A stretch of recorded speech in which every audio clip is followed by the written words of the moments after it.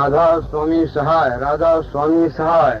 सत्संग सिकंदराबाद लक्ष्मीनारायण मंदिर पर शाम के टाइम, तारीख 19/2/75। राधा स्वामी सहाय, राधा स्वामी सहाय। परम तत्व आधार क्या है? परम तत्व के मैंने है, तत्व कहते हैं एलिमेंट को। सुपर मोस्ट जो एलिमेंट है दुनिया में, सुपर मोस्ट एलिमेंट, वो जब इंसानी चोले में आता है तो वो क्या तालीम देता है? जीवों को ये बताता है तुम वही हो, तत्वम स्वयं अस्मि। तुम वही परम तत्व आधार की अंश हो। यहां तुम आकर के अपने आप को भूल गए।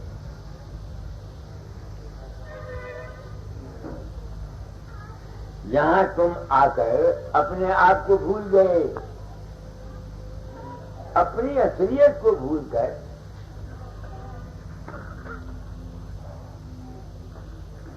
जिस्मधारी होने की वजह से अपने आप को जिस्म समझने लग गए। फिर जिस्म के साथ तुम्हारे रिश्ते हो गए, माँ बाप भाई चाचा नाता नाती, ये सब हो गए। फिर अगर वो छूटा तुमसे तो तुमने अपने मन से ख्याली करावाइयां। मैं साधा शब्द निकालो कबीर का, साधो करता कर्म से मेरा। मैं इस संसार में पैदा हुआ, दिल के अंदर तलाश की कोई चीज, उसका पता नहीं था। उसका पता नहीं था क्या मैं चाहता था। उसको मैं राम समझता था, अपने कृष्ण समझता था, ब्रह्म समझता था, पार ब्रह्म कहता था। वो मुझे ब्रह्म या पार ब्रह्म के मैंने नहीं आते थे, मगर मैं मानता था। तो उस तलाश के सिलसिले में 24 घंटे रोने के बाद मैं डाटा जाके चरण में गया, जैसा मैं कहता रहता। वहां से उन्होंने खंड मत मुझको दिया। जब इनकी बानियां पड़ी, अब सुनो। एक ब्राह्मण जो हिंदू हो, दाता ने लिखा कबीर पंथ नानक मंथ व्यास मत की तारीफ को पकड़ो। अब आज आपको कबीर जी शब्द सुनाता हूँ, क्या कहता है कबीर, पढ़ो। साधो करता टाइम से मेरा करता कर्म से न्यारा, साधो करता कर्म से न्यारा, आवे न जावे मरे नहीं जीवे, आवे न जावे मरे नहीं जीवे, ताको करो बेचारा, ताको करो बेचारा, साधो करता कर्म से न्यारा, राम को पिता जो दशरथ कहिए, राम को पिता जो दशरथ कहिए, दशरथ कौन जाया,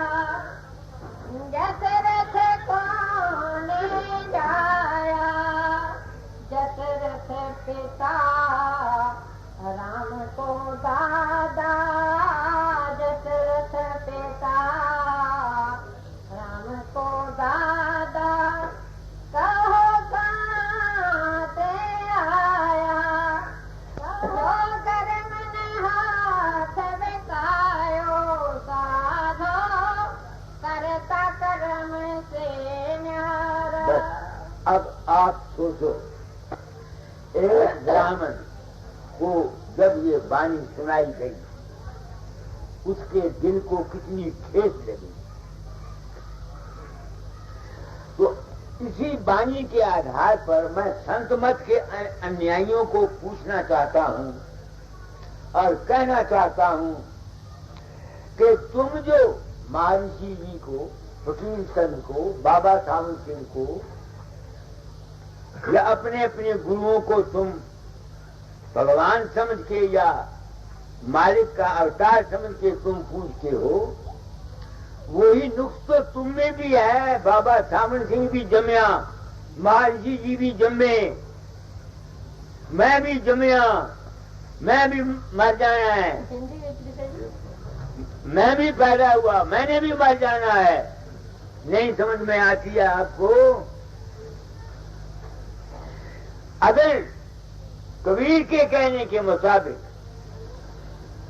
राम की पूजा और कृष्ण की पूजा कर्ता को हासिल नहीं करना है, तो फकीर चंद की पूजा, बाबा सावन सिंह की पूजा, बाबा चरण सिंह की पूजा, निरंकारी गुरु की पूजा, हंसा की पूजा, ये भी तो उसी जुमरे में है।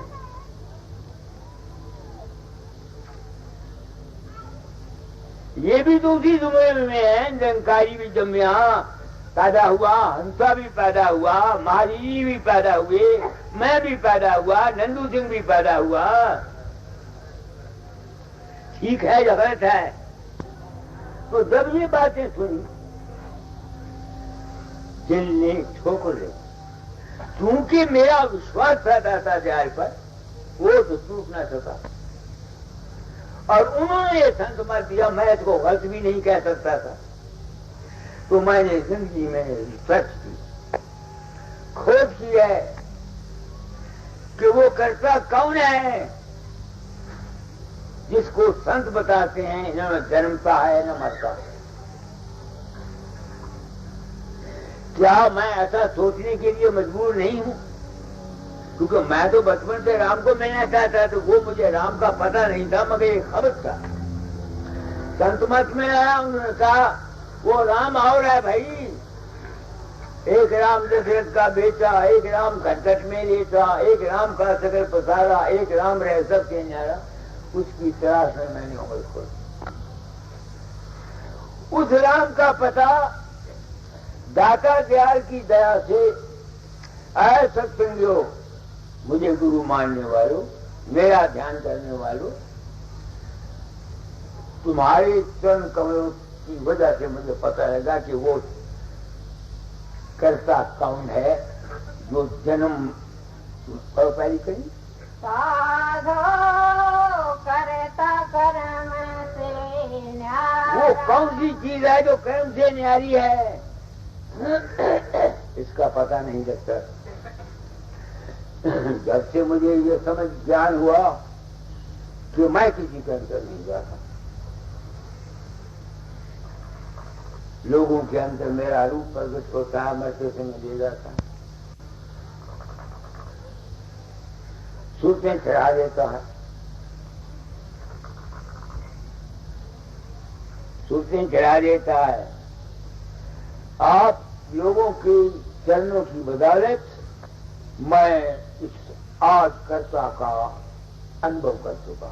वो अभी तक आज कर्ता की अवस्था में मैं ठहर नहीं सकता। इन देवों ने मुझे किस जगह पर पहुंचाया? उस कर्ता कौन जो न जन्मता है न मरता। अब अगर मैं आपको जाना चाहूं तो मेरे पास कोई जरूरत नहीं होती। एक तरीका समझाने का जानता हूं, वो पढ़े लिखे आदमी के लिए। बिजली के महकमे, बिजली को जानते हो तुम? इलेक्ट्रिसिटी को बहुत जानते होंगे। इलेक्ट्रिसिटी में तीन चीजें हैं।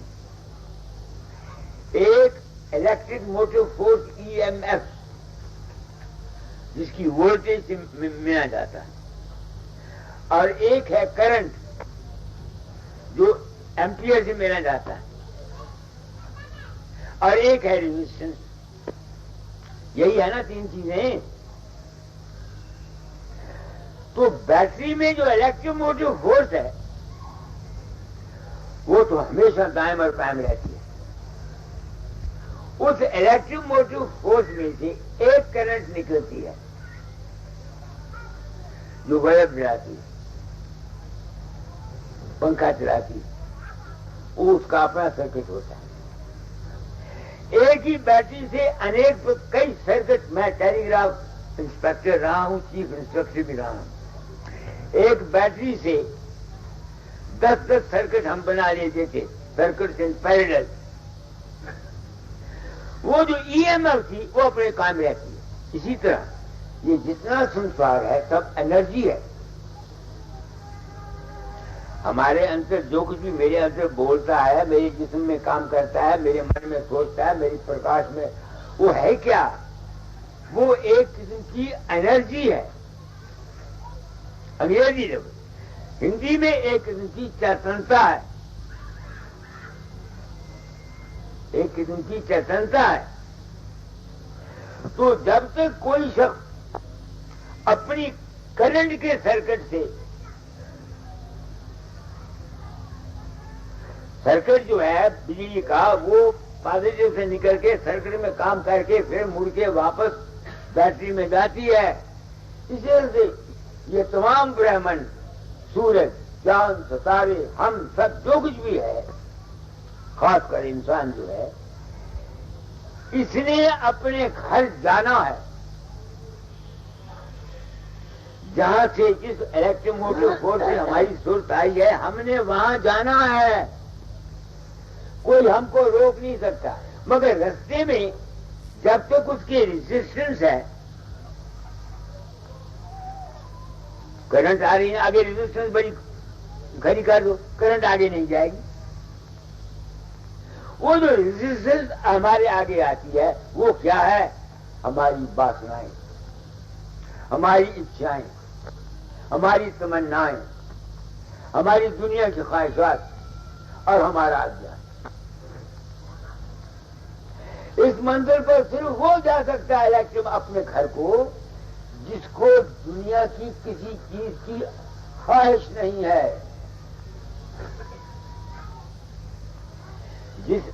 क्योंकि ये ख्वाहिशात जो है ये रेजिस्टेंस बन जाती है, रुकावट डालती है करंट को वापस आने के लिए। मैं आज बैठा हुआ था, हैरान था खुद, मगर आपको क्या हैरान करूं, मैं तो उससे बड़ी नहीं, नोट पर 10% तो बाबा जी पैसा चाहिए। लड़की की शादी नहीं हुई महाराज, पोता नहीं जमया, ये नहीं हुआ, वो नहीं हुआ। मैं हंसता था अपने दिल में, तू क्या कहना चाहता है दुनिया को? दुनिया क्या चाहती है तुमसे? मैं अपनी आत्मा से सोचता था, तू किस लिए उठा है और दुनिया क्या चाहती है तुमसे? तो अभी तो उस कर्ता तक जाना चाहता है, वो कब जाएगा? जब उसकी जो करंट है, करंट कौन है? करंट है तुम्हारा आत्मा, जो चित्त और मन हरकत करता है। जब तक तुम्हारी आत्मा में संसारिक इच्छाएं मौजूद हैं, वासनाएं मौजूद हैं, तुम लाख बाबा फकीर के चरण धो धो के पियो, लाख मंदिर में मत्था टेको, लाख जप करो, लाख तप करो, संध्या करो, राधा स्वामी मत की बानियां पढ़ो, तुम अपने घर नहीं जा सकते।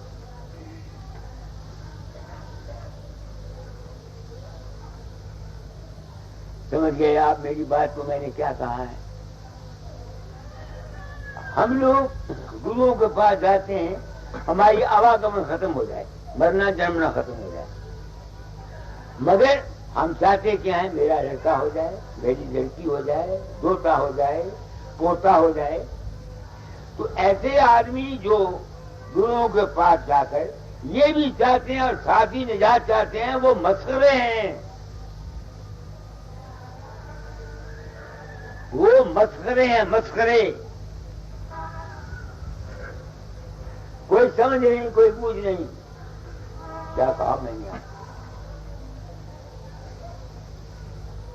सोच लो। मैं हैरान हूं, मैं करता क्या हूं, मैं कहना क्या चाहता हूं और दुनिया मेरी बात को सुनने के लिए कहा तैयार है। मगर मैं इस बात से ही कहता हूं कि इस वक्त मुल्क के अंदर उस मालिक के नाम पर हम इंसानी नस्ल बट गई है। ये जितने मजहब वाले हैं, खाए सनातनी, खाए समाजी, खाए जैनी, खाए बुद्ध, खाए ईसाई, ये किसको पूछते हैं? अपने ही मन से जो उनके ख्याल निकलता है, अपने मन के बनाए हुए माबूद को,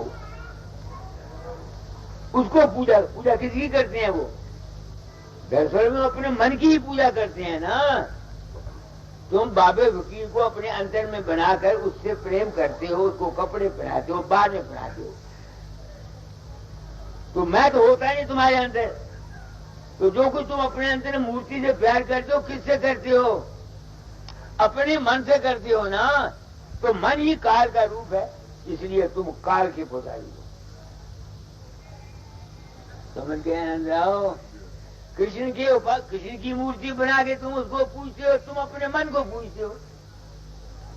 बाबे वकील की मूर्ति बना के अंतर में पूछते हो, तुम अपने मन को पूछते हो। राम की मूर्ति बना के पूछते हो, तुम अपने मन को पूछते हो। कोई अपने मन से कहता है मैं ब्रह्म हूं, वो भी अपनी पूजा आप करता है। ईसा मसीह वाले यीशु मसीह को पूछते हैं, वो भी अपने मन को पूछते हैं। तो चूंकि ये अज्ञान और भ्रम आया हुआ है, यही काल मत है, मन मत है, सब मन के पुजारी हैं। इसका नतीजा ये निकला हुआ है कि मानव जाति मजहबी नुकसानगा से बच गई। किसी ने मंदिर की ईंटें उखाड़ दी, शिव जी की मूर्ति तोड़ दी, फसाद हो गए, खून हो गए। हजरत मोहम्मद की मूंछ का एक बाल गुम हो गया कश्मीर में। तुम देखो, सुना होगा, पढ़ा होगा, लाशों की लाशें, आदमी मर गए। गिरजाघर को किसी ने नुकसान पहुंचा दिया। इस दशा को देखकर मैं अनामी धाम से, यानी परम तत्व के रूप से निकलकर इस चोले में आया हूं। क्या कहने के लिए? क्या नादान इंसान, तू असलियत और हकीकत से नावाकिफ है। असली खुदा, असली एनर्जी का भंडार, जहां से ये तमाम दुनिया होती है, वो जहां नहीं है। इस दुनिया में खुदा नहीं रहता, वो मालिक नहीं रहता, मालिक की अंश रहती है। जिस तरह सूरज आसमान पर है, जहां दोपहर को सूरज की किरणें रहती हैं, सूरज नहीं रहता। अगर सूरज यहां आ जाए तो हम सब डर के खाक हो जाएंगे।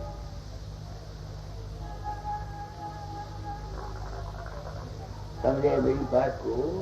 अगर सूरज यहां आ जाए तो हम सब डर के खाक हो जाएं। सोचो मेरी बात को, मैंने क्या कहा।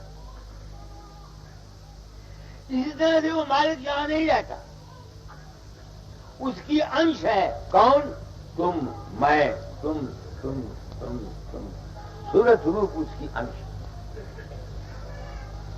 वो इस मन के चक्कर में आ गई। इस कर्ता को जो शिष्य को रचता है, कौन रचता है? करंट रचती है। करंट के मैंने आप समझ गए ना, वो ताकत जो दुनिया को पैदा करती है, उसके चक्कर में हम आए हुए हैं। और ये करंट हमको उससे निकलने में ताजा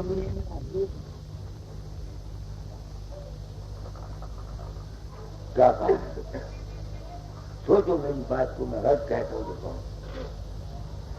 मालिक जहां नहीं रहता उसकी किरण रहती है। तो अगर कोई शख्स मालिक की पूजा करना चाहता है तो किसकी पूजा करे? मंदिर की, मस्जिद की, ग्रंथ साहब की, कबीर की बानी की? वो पूजा करे, वो मालिक तो है ऊपर। अगर मालिक की कोई पूजा करना चाहता है तो ऐ इंसान, तू इंसान की कदर कर, क्योंकि हर एक इंसान के अंदर वो जो कुटस्थ है EMF, उसकी एक किरण करंट के रूप में जगह जगह फैल रही है। तो फिर इबादत परमात्मा की क्या हुई? क्या कहना चाहता हूं? इंसान इंसान की कदर करे। हम क्या करते हैं? इंसान इंसान का दुश्मन है, इंसान इंसान को मारता है, इंसान इंसान को गाली देता है।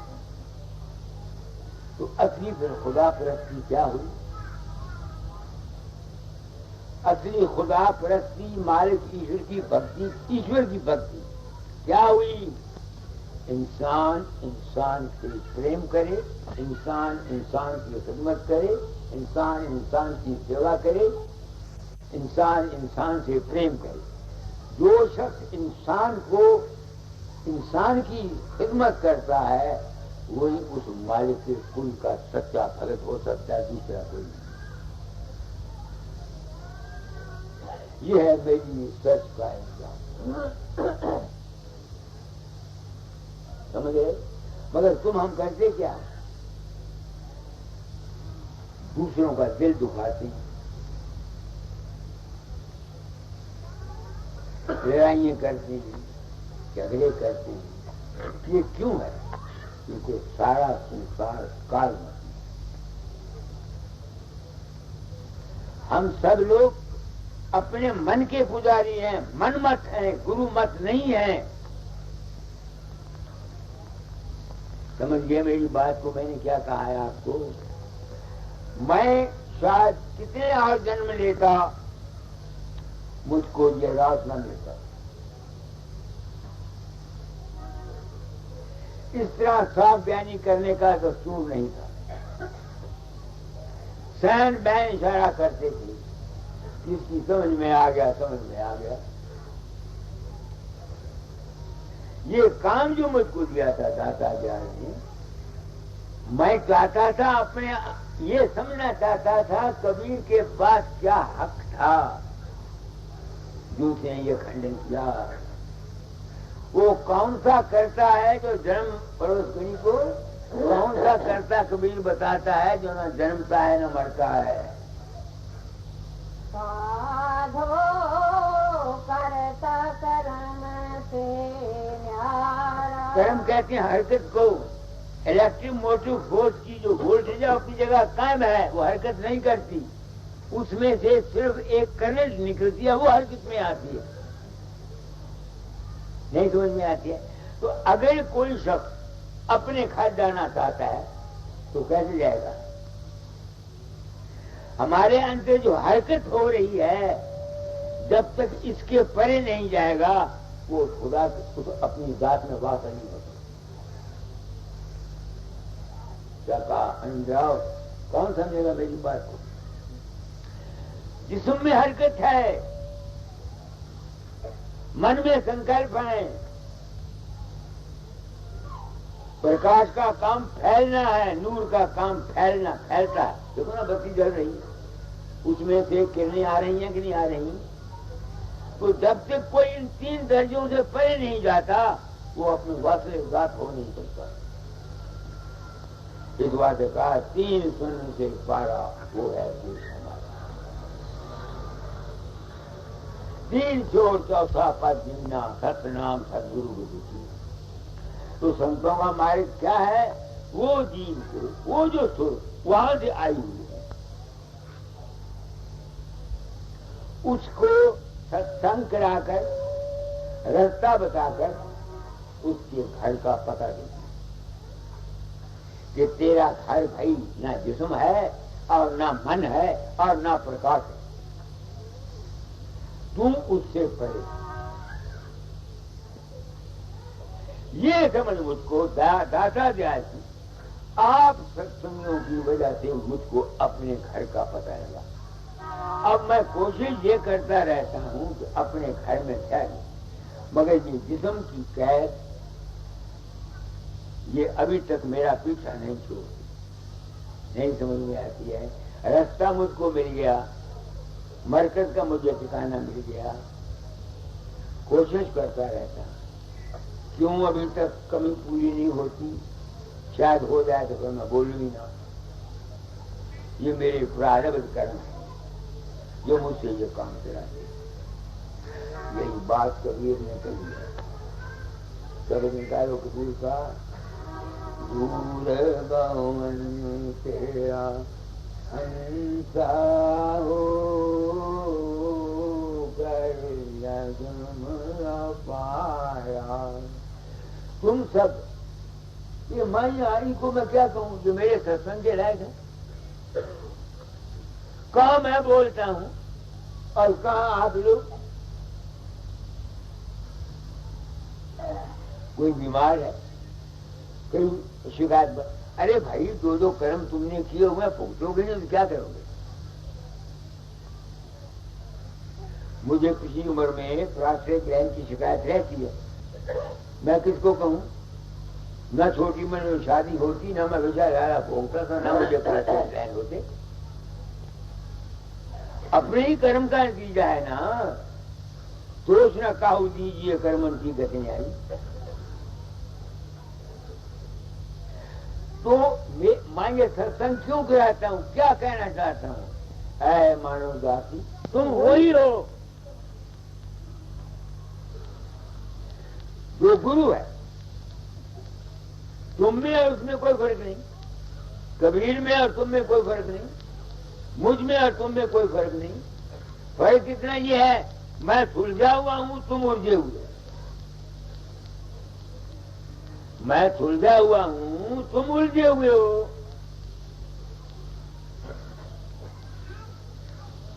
तो कबीर भी यही कहता है, हमारा जो असली घर है, तुम यहां आते हो, कोई 100 साल के लिए, 50 साल के लिए। अब बुरी बुरी माँ, मेरा पोता है नहीं, पोता है। अरे माई, पोता नहीं है, पोता जम पे है तो तुमको क्या मिल जाएगा। ये दोता हो गया, तुमको क्या मिल जाएगा। एक बाप ने बच्चे पैदा किए, ये जिम्मेवारी उसके ऊपर है जिसने पैदा किए। तुमने अपने बच्चों को पाल लिया, अपनी ड्यूटी पूरी कर दी। अब ये किस वाले सिर छापा पिट रहे हो, मेरे पोता हो जाए, दोता हो जाए। यही माया का जाल है, इसी माया के जाल में हम सब फिर रहे हैं। अपनी ड्यूटी को मैं कभी पोता खानी कहता, मेरी लड़की पोती भी है, पोती भी है, कभी शादी क्या, इनका मुस्तकबिल क्या होगा, मैं क्यों करूं। मैं जो मैंने पैदा किए, मैंने उनकी जिम्मेवारी दूर कर दी। अब नातियों दोस्तों इनके झगड़ों में हम पड़ के अपनी जिंदगी को इसी आस में मर जाता है जीव, और फिर नए नए सिरे से चोरियां भुगतता रहता है। आज किसी के घर पैदा हुआ, कल किसी के घर पैदा हुआ, मार खाता रहता, हाय करता रहता।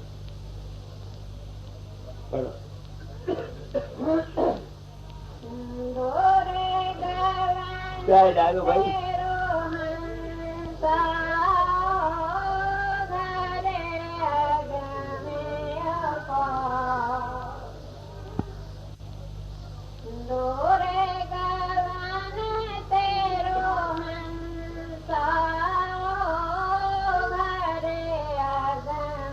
कहाँ से आए हो, कोई 100 साल की भी।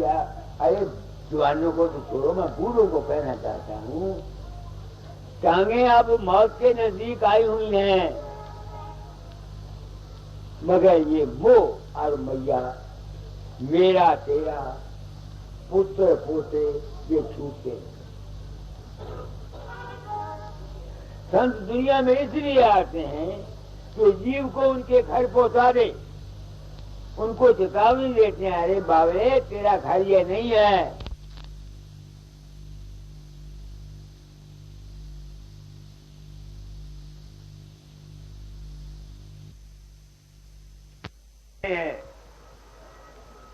अपनी जोड़ी को मैं कभी पोतना ख्याल नहीं करता, मेरी लड़की पोती भी है पोते भी है, कभी ख्याल नहीं किया इनका मुस्तकबिल क्या होगा, मैं क्यों करूं। मैं जो मैंने पैदा किए मैंने उनकी जिम्मेवारी दूर कर दी। अब नातियों दोस्तों इनके झगड़ों में हम पड़ के अपनी जिंदगी को इसी आस में मर जाता है जीव, और फिर नए नए सिरे से चोरियां भुगतता रहता है। आज किसी के घर पैदा हुआ, कल किसी के घर पैदा हुआ, मार खाता रहता, हाय हाय करता रहता।